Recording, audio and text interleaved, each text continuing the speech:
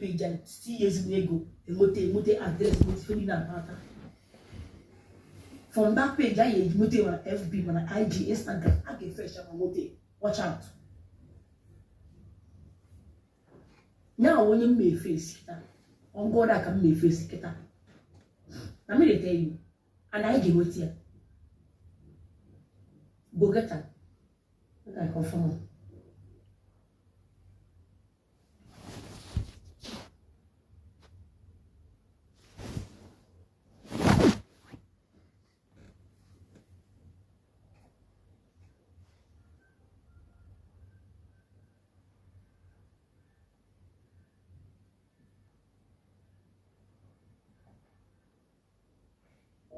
I don't want to call.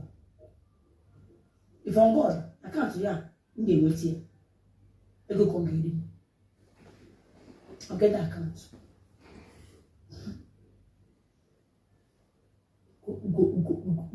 Go catch that account. I have a bet. I have a bet. I'm not sure I could bet. Or should come on a bet here. Or when she come on a bet here. So go to me, Jenny, no go feed you. We're going to Tom challenge. Jenny, no go feed you. Yeah, but that happened. When I have one now, I'm not all when I have to say, blogger, I am with you. blogger, by asked. We go get them. I know. I am with you. On that lady in a man on a push, in the money too much. On a push to come around, push you one. It was said now walk for one person. What's said now? It was said now walk all around. So I am with you. I come on, I'm only young and blogger everywhere. Nobody go vest with them, but only a blogger everywhere. Only and on a walk professional at all. So, other option. I watch no, my dad, the problem where I got my mom. Now, I will watch. I can never na pokebezi on God. If you dey watch now, I na pokebezi go to on God, just and get on God. I na pokebezi because so many people have to go as a blogger. Like video get she member, even if you go table and get nice guy, True. He got yes, many people have to go as a blogger. That was why I got pokebezi young. Opportunity grow. Opportunity grow only na fight mo nga BJ. Grace me we me ya. Uncle so but I na am ku power. Oh my God. Hey Jesus. Baby girl.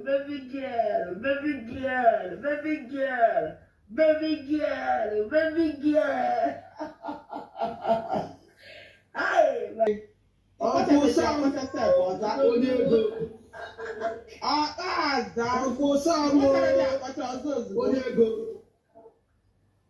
Uncle Sam power. You do for your things. Go better. I for your things. Go to go better. I don't see am o. I not see am now. Yeah. I know about the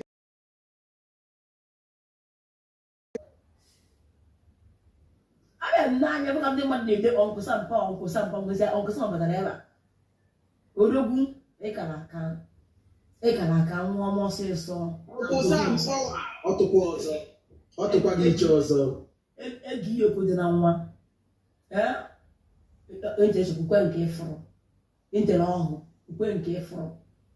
Nwa ma thank you thank you. Udu akomri. Uncle Sam but ego na bozi Uncle Sam. Ono yera akpa eribe agwo itoye udu akomre ogono igbagagba hey de ne ba ka beba akwa ifugi eketa si ma it's na ma bia afro zo ifugi na inte na ko ma abaka ya benyi belenyi ya abaka ya benyi belenyi ya apukwa na aka asepa onko bebi nwa bebi yo nwa dị nwa n'ime nwa amụrụ amụ na ibe da n'elu nwa amụrụ amụ mana ibe da n'elu ịkaliri egwu onye iwe na-ewe ọ na-ebe akwa anyị ma ndị nke anyị coming back. No, I celebrate this my coming back. Go celebrate them because of the crazy. I invite all people to join. Only deliver or TikTok deliver. Chineke only deliver her. Invite you. We volume page. Volume page. Why? Love comedy power. Love comedy. Your girl is there. I like to come down there. Love comedy. I love her. Love the new vibe. Love comedy power. Love comedy. Love comedy. You're not going to follow page here. That bitch. That bitch. Love comedy. Follow page here. Queen, good morning. Queen, get one. This Niger blog. Can't it? You have need to get a Ghana page in the money fair. Is in Ghana Niger blog, ye would here. A Ghana page Sunday, ye would here. A Ghana page nice guy, ye would there. Then I see a get a casinco. Then they miss that blog at Keta, and then they may blog and mama. It was young and they post to like a page nice guy they post me on a post one case. Must only share the make on the post everywhere. So how they make equal? They do them equal, but on God they make gay partial. On they make gay partial. They make now find so many people. Here they make blogger. Close go. Is it? Page close go now. The page here makes go now. I'm more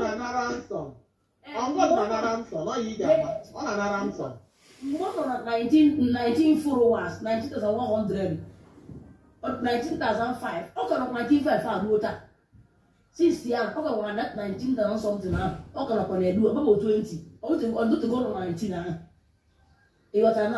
Because all they make is you. Only me see it to and they may you to. If you a blogger, if you want to be a blogger, stand in the middle. You will have the same law for equal people, everyone must be equal. You know, in a post, make sure you post everybody. And they don't fight anyone. Do not fight anyone. Everyone they wish. If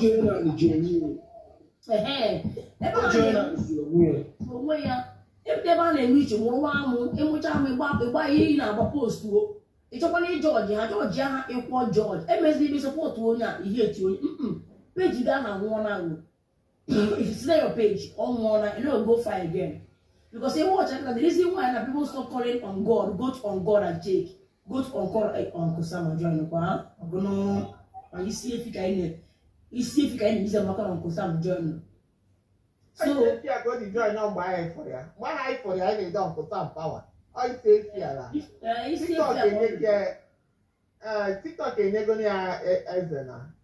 Emma no level. She leveled up within 2 weeks. Or 1 week. Or level up. Abi, or 2 weeks. 1 week and then. Or you level up. 1 week. What 1 week? Or you 1 week when level to that something level. At something level. So TikTok need a special way. Oji abata. Obron doors on abata. He fenenu. 1 week. Oji 1 week. You want to at something level. So yes, pretty. So when I go on doors on abata by blue. And abata by blue. He fenenu. But now on AGC here in a special way. TikTok need oji abata. So what I'm saying is that if a blogger be in the middle, okay? You be in the middle. Do not take on his side. Sandy, the man can go for me. And I'm feeling a post. You on a post. Elijah blog in a post. Elijah blog, your own. Nice guy, now cash everything. He's a nice guy. Nice guy, they cash every damn thing on a catcher. You get my page, and when you have my page, yeah. On a catcher. You get my page, and when you have my page, yeah, you get my page, yeah.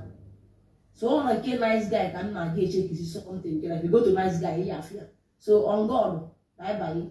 Ị ga-ntị ya afụ na a na-akpọkebezi on God ahụ. Butere mkpemkpe ije onye butulie. Ị ga-ntị ya afụ na a na-akpọkebezi on God. You go hard now make you hear person say go to on God because in my wife all the go lampard. Yeah, every chief and on God. Every person on TikTok could just fly everywhere. Or they post you not fly. Even in the middle of hand screen or they post. So this is how you use your hand to your account. In me young God in the member. Hey, Isiake, thank you. Isiake. And we wanted to not Isiake. Man, I block with Isiake. Isiake they make up on God. Isiake is against me. Isiake na support one area local. Isiake they post on behalf of one area local. On God they post on behalf of men days. So nice guy is not posting on nice guy is my person. You understand me? But on a may equal because I go to my page, I see myself on a post super more. On a post more and on our no.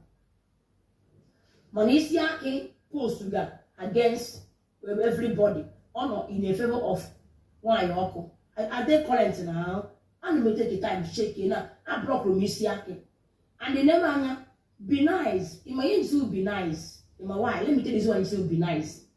If you get that and make your account to go block, you will fake account to where you will fake account to where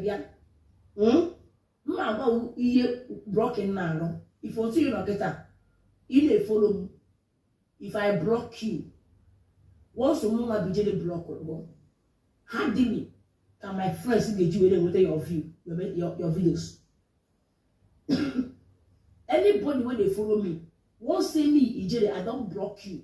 Now your video no go to go viral. Hardly can people, my followers, go to see that you not be all my followers. They go to see, but not be all of them. Go to see that particular video because I don't block you. Not be all of them go to see you. That was why they don't need me to block you. But if I don't block you, if they follow me, I don't block you. Once they follow me, you go to see people when they follow me. You know, you don't know how this social media works. You when they follow me, you click me follow, you follow me. You will see people when they follow me. People when they follow me, you go to see them. You go to see people when they follow me.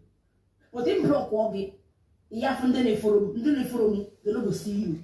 Unless you do and see that go to on God, go to on God. That is only miss if they do go to view. Man, you go to on God, go and check on God the followers. See so one now 19,000 something. Okay, 19,000. So if you go now, they only in a man no block or you will fake account to that. You will fake account to that post for you. Once you fake account, if you post them, unfokuya now that fake account one, IGBO the best screenshot where multiplier I broke on that one again. Like this is Yaki, I broke them 2 of accounts now. I broke them can go off the paper blocking. And this is he will do video. He will do phone, will say video try, he will post, you know what to go viral. Then maybe on a TikTok, click from TikTok, we say about wire. You know go viral. So I want to know what block or you will ordinary phone, it will go account or say matter.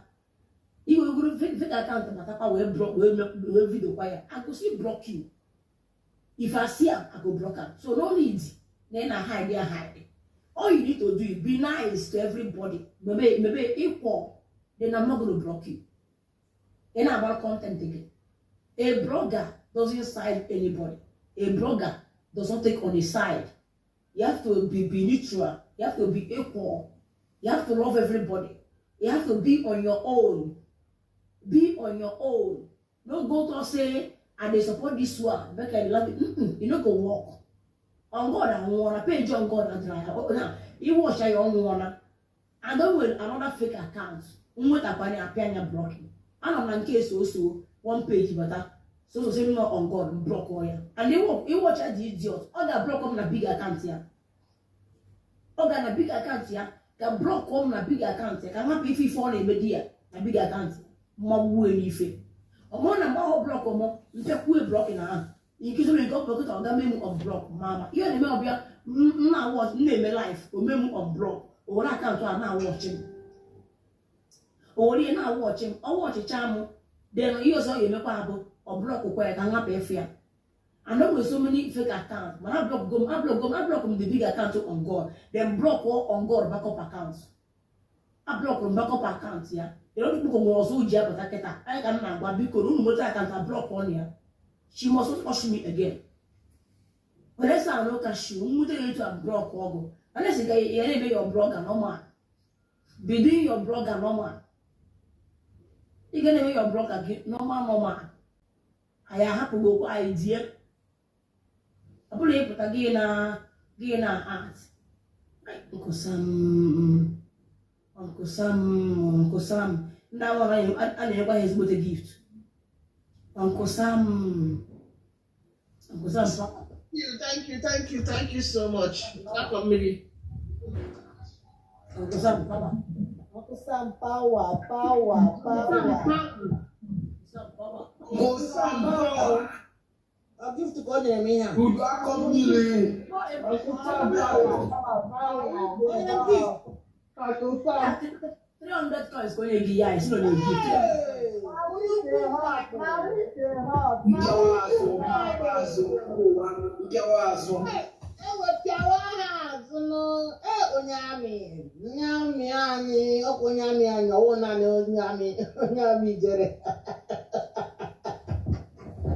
Thank you very much. You are a very understanding person. We love you. You get to preach on.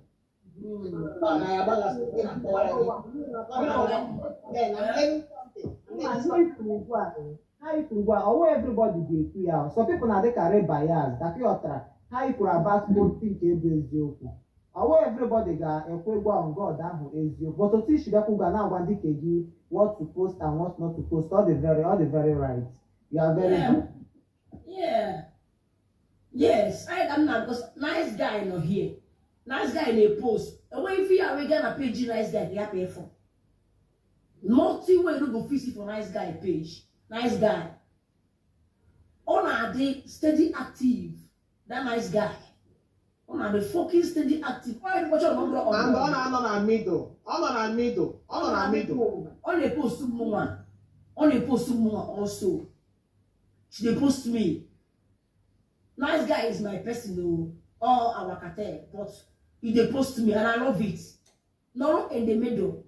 I believe to ya na go na support onya. On God go offer whatever na bom sanga. Origude ba. So far my ije origude. Up to na no delum ije na maybe your kama. Oyo no do ga na no delum ije am your kama. Oyo how can you be a kama of Omo sense because people see content here. Omo sense people see content here. In a sunny sugar, advices no nya. Happy calling Rugaba. Name advice, so name advice. Go na advice nice guy. Sandy is the Sandy who go about blogger. About blog can Jenna page Jenna. Sandy na not current you. You want Sandy never. Mbukamba. As Sandy day na mood herself on other pages. Ona it's a guy me your mood. It's a good question. Sandy mood. If you not page money or play life for that. All the back, one life for so. It now get am go exercise or mute yourself. If you only play look at life on here. All the back on other life. And we go to on ever get a over record here. Nka na watch film lebu. They don't gonna pay just on the phone. They play. If I watch something na bari amba. Njoko move on the money, memo take attention na bari amba. Mono kita kan bia wata ọ na-anọ ebe a nọrọ ebe ọsọ na-agbasi rekọd iji enweghị ya gana ihe na-efu na-emecha ebe a ma mgbe nwaanyị nyere ọkụ bata na life o nwere one life ọ na-ekwu okwu ọ sị na nye ichie wee gwa asị ha hapụkwala ijere bụkwa bebie nọọsụ emebe de next month ha hapụkwara ka omebe de next month na peji Sandy ka mfụrụ ya nke a na-akpọzi na iwe jụọ so ọ ga-make a peace na ọ gwaghị ya nwaanyị nọrọ ka wee sị ya na ya bụ nnukwute mmọnwụ na-eti onwe ya na mmadụ na-agwa ife ọ na-eme. That's why I love that woman. You get? Na page Sunday ka m fụrụ ya o wee gwa ha sị ya na ọ ya emekwa give away echi na ọ ya emere ha give away tomorrow ọ ya eke ha sịrị pass and mgbe a na-ege ha sịrị pass na page Sunday ka m fụrụ ya enwere na-eme online a n'ihe afọ na page Sunday ọ nọgodo life ya o bugute ndị mmadụ elu ndị mmadụ ga-anọ n'elu pepa ya afọ ya ekwu komutu onwe ọ nọ na pages agba screen record ọ nọ na page ndị mmadụ agba screen record imesigazie na page gị na-afọ ya so na Sunday na Naija blog na nice guy mba dị very current so ndị take go space on God watch on mgbe ife na-anọwụ go to on God page go to everybody go to on God but now you don't go here go to on God again because on God jaka we gbo page here because all of them get to violent to war blog on akọ blog ada akọ ọnụ mana mgbe ya afụ on God ọ na-akọsọ ọnụ ya na onye akọ ebe ọ na-akọ ọnụ ka ọ na-anọ ebe gote n'ebe as a blogger ebe imutu onwe you know what you're doing you move yourself. O nwere hatred, o nwere bitter heart. O nwere bitter heart. O nwere obi ọjọọ. Ọ da agbaghara mmadụ. O nwere spirit of forgiveness. Yes. And they ji mari ya so o nwere obi ọjọọ. O nwere unforgiving spirit. Mkpụtọ ka mmeri ife amụrụ na emere ya mkpụtọ. Oh, this game mere nji moto ya. Because ọ na-agba ahụ sị na ka ọ na-akọ bịa ka ejeje ya biko. Ka agaghị ọya ebugote m ugwu mgbe ahụ na-etu ya afa this girl onye ihu si na m eje nga na ọlakụ eje nga nze ka ngozi ya n'onwe onye ha wụ na ha ya emenwe onye ha wụ but it's alright ya akpa agbasa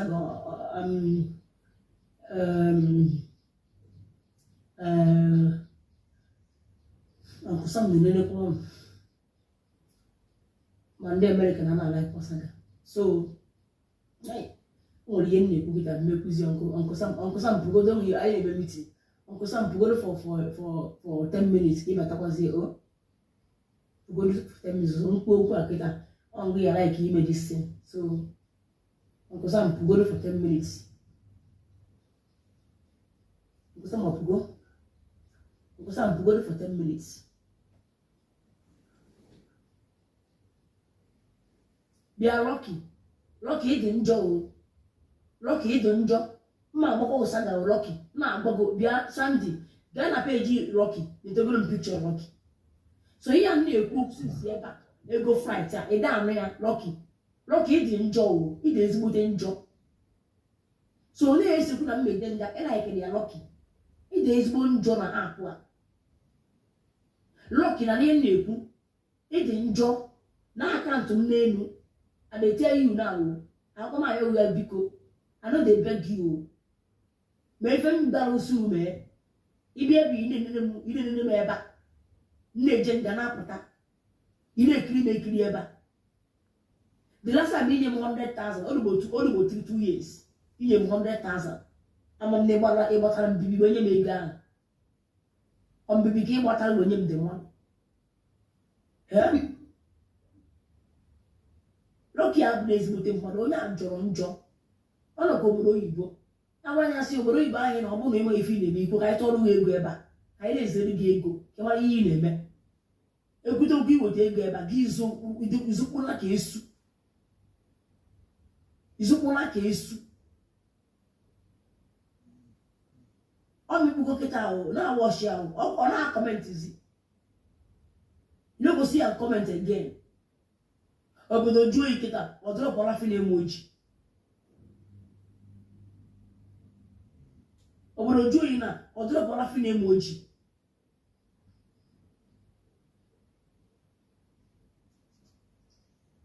Good afternoon. Good afternoon, everyone.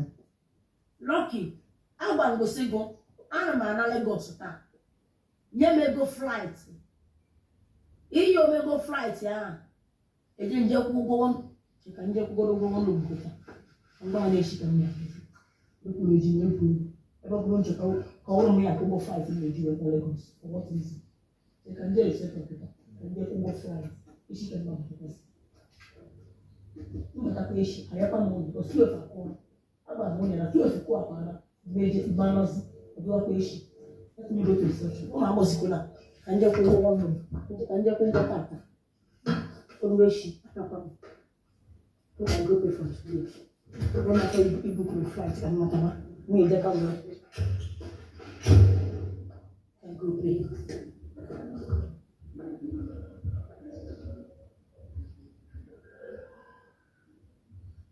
Hello. Thank you.